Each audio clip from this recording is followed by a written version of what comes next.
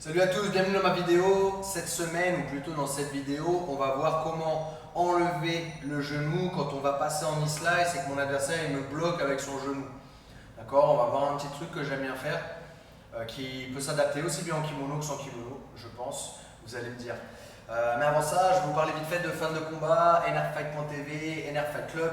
Fan de Combat, c'est un site internet où vous pouvez retrouver des programmes techniques pour tout le monde, débutants, avancés, confirmés. Ce qui est intéressant, c'est que c'est des programmes qui vont vraiment approfondir un seul sujet. Par exemple, voilà, le passage en knee slice. Qu'est-ce qui va se passer, qu'est-ce que je dois faire, qu'est-ce que mon adversaire peut faire, etc. Prendre le dos à quelqu'un qui n'a pas de bras, prendre le dos, je ne sais pas, et finaliser, et ainsi de suite. Vous pouvez, il y a plusieurs programmes comme ça.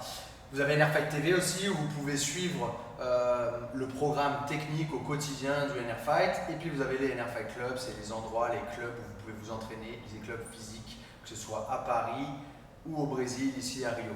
On est parti, du coup je suis avec Hugo et on va pour passer la garde. Donc pour passer la garde, je vais choisir de passer en knee slice. Le knee slice, c'est quand je viens par-dessus sa jambe et que je viens pour passer mon genou. Lui, pour se défendre, il a plusieurs possibilités. L'une d'entre elles, ça va être de venir mettre en opposition son genou, par exemple aussi d'utiliser ses bras pour m'empêcher de passer, et ainsi de suite. Ok? Sauf que là, du coup, pour la vidéo, on va parler de quand il y a le genou qui m'empêche. Déjà, une première chose, parce que des fois, quand je montre les knee slice, ce genre de passage au club, des fois, les personnes sont déjà mal placées à la base. En fait, ce qui est important, c'est de toujours faire face à notre adversaire. Parce que vous vous rappelez, quand on veut passer, on veut toujours prendre la diagonale ici. Quand on va pour passer la garde, on passe d'une position où on est face à une position où on est perpendiculaire. Et du coup, entre les deux, qu'est-ce qui se passe? Il y a un angle, une diagonale à contrôler. Ok? Et donc, si jamais je suis ici et que je suis face à cette partie-là, je ne contrôle pas de diagonale. Là, c'est facile pour lui de me repousser. Je ne mets pas de pression, il peut même me prendre le dos. Donc, il faut que je corrige tout de suite ma position. Je vais me mettre face à son épaule opposée. D'accord? Du coup, là, il y a son genou qui m'empêche. Une technique que j'aime bien faire, que encore une fois, vous pouvez utiliser en kimono et sans kimono, ça va être de venir chercher sous son genou opposé et en fait de revenir mettre son bassin à plat. Il est là, je vais juste revenir me mettre à plat. Et ce qui veut dire quoi? Ce qui veut dire que son genou, il ne va plus être en opposition. Donc après, je vais le laisser là, je vais revenir là, et là, je vais pouvoir passer. Ok? Et ici, de là, je vais attraper le genou, je vais me déplacer. Je viens bloquer pour pas qu'il puisse revenir. Si jamais je fais ça et que je reviens, boum, il va revenir son genou. Donc je viens me déplacer, je bloque et je reviens ici. Genou qui va aller au sol, je viens contrôler le bras opposé, j'avance et je passe. Encore une fois, donc on est là, je suis rentré ma jambe, je suis venu, il a tout de suite mis son genou en opposition. Qu'est-ce que je vais faire pour enlever son genou? Je vais venir rattraper son autre genou qui est au sol.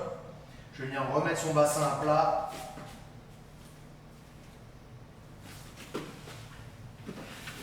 Et j'avance. Une dernière fois, on va monter sur cet angle-là. Donc je suis ici, j'ai rentré ma jambe, j'ai choisi de venir passer en knee slice. De là, je vais remettre son bassin à plat, donc j'ai attrapé son genou. J'empêche. Là, ce qui est important, quand on est ici, si jamais, il ne faut pas qu'il y ait d'espace. Si je laisse trop d'espace, qu'est-ce qui va se passer? Il va re-rentrer son pied à l'intérieur. Exactement. Alors, si c'est en kimono, il va venir prendre ce genre de contrôle en lasso. Si jamais c'est en sans kimono, il va plutôt choisir de mettre son pied ici. Exactement, pour venir me repousser. Et que j'arrive pas à le coller. Du coup, ça va être important quand je vais être là, d'être bien hermétique et d'avancer en même temps que mon bras.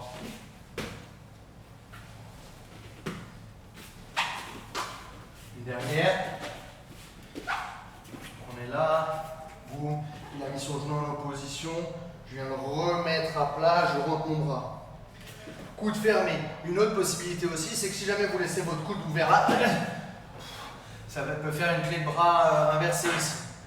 D'accord, vous pouvez regarder l'un des ADCC, Marcelo Garcia, il le fait face à Grégor Gracie, je crois. Et en fait, il veut, je ne sais pas si c'est à partir de cette position-là exactement, mais il lui fait en tout cas une clé de bras inversée assez rapidement. Donc il ne faut jamais attendre son bras, toujours avoir les bras légèrement fléchis ici. Et justement, pour pouvoir aller chercher, on va dire, de la longueur sur le passage, c'est tout mon corps qui va avancer ici. Chercher le contrôle. Et je passe.